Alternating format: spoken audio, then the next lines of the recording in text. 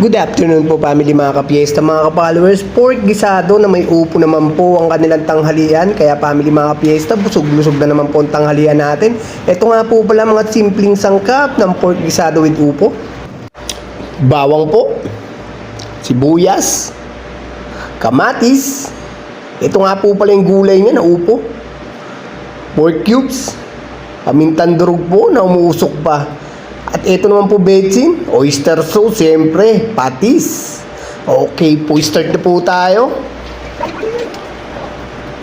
Sindihan na po natin yung malalaking kawali na yan. At lalagyan na natin ng mantika, siyempre.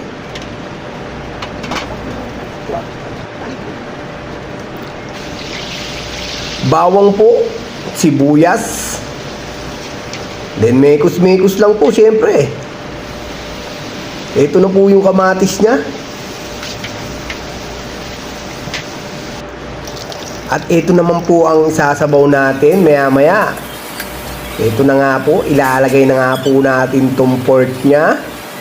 Yan na po.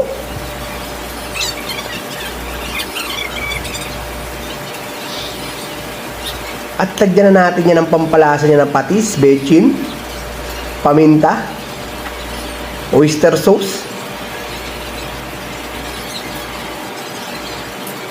Ito na nga po cubes, nilagyan ko na rin po. Then mekos-mekos.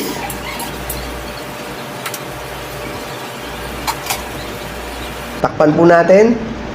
Okay, kumukulo na agad. Kakatakip nga lang. Mekos-mekos lang po. At ito na nga po yung sinasabi ko kaninang sabaw niya.